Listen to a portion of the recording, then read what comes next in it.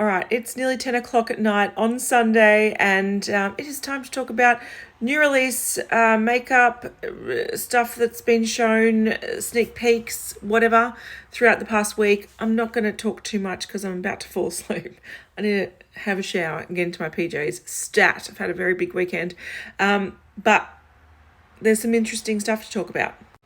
Firstly, this was shown a few days ago. So out of packaging, Anastasia Beverly Hills new Fall Romance palette, and we've seen the inside.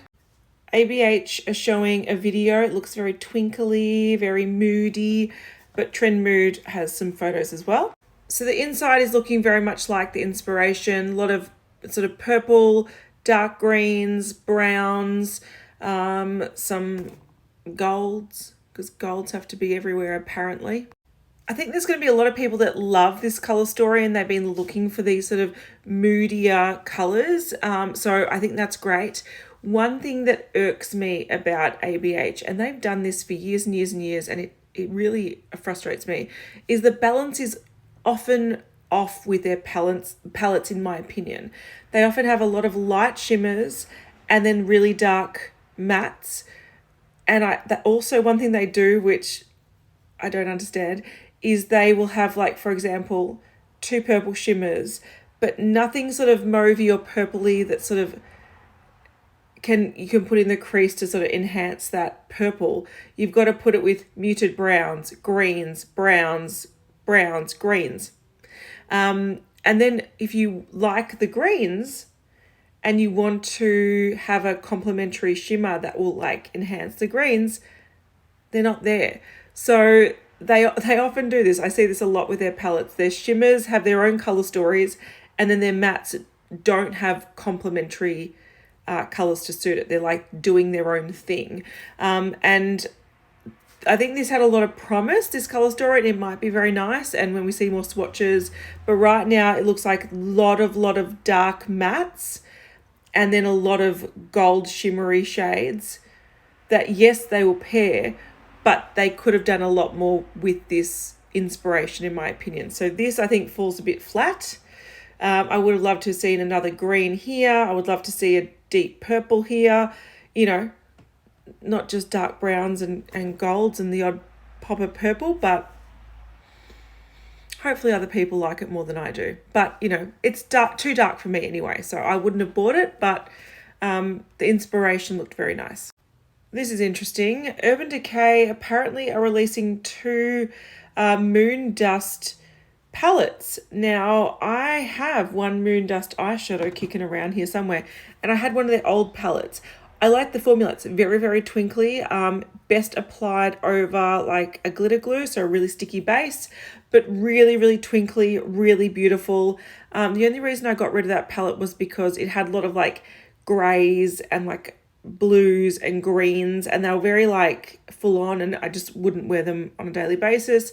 But these look a little bit more everyday. I particularly like that one. These are the 2 palettes. There's Space Rider and Galactic Cowgirl.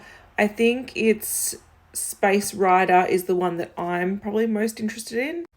Very twinkly, very pretty, nude, basic. I love a twinkly nude on a daily basis. And I've heard good things about Space Cowboy in this formulation, so I would definitely check that out. And the other one is just a little bit more colourful and a little bit more white. I sort of don't personally like these sort of frosty tones, but if you do, then look, it's coming at some point. I don't know when. It's a sneak peek, but it looks interesting. Benefit have launched new lip products in Korea. Now there's 2 formulations from what I understand. So you can see one has like shiny text and one has like matte text. So there's one that's like a glossy, looks essentially like a lip gloss, but like nice and shiny and sort of jelly looking. And then there's one like a blotted matte, and they've got 12 shades in each. So I think Splash is the shiny one and Plush is the blotted one, and they look very similar, but there's a slight difference in packaging. So this is the Splash tint, one of the shades. in Isle style. Very pretty, very glossy, corally, gorge. And this is an example of the plush tint in Pillow Play, so it looks velvety. So I have no idea if these are launching anywhere outside Korea, but they're launched first in Korea anyway. They're available now, and they look interesting. They look interesting. It's that time of the year. Holiday releases and advent calendars. We're starting to see them. We've started to see some of the Too Faced holiday stuff up on their website. So this is the Merry Merry Makeup Face and Eye Palette gift set. So they do a big one of these sort of palettes every year. I'm just going to say from the straight up, the quality of these are generally lower than their permanent range. I find that Too Faced, they do this all the time. Unless it's a product that they're bringing out in like mini packs, like existing lip products, for example, or mascaras or whatever. When they bring out a product like this, exclusive for the holidays, the formula isn't as good as what they make all year round, which is frustrating. So this is their big palette. So that's it there. They've also got a 3-piece mini palette set, which they do every year as well.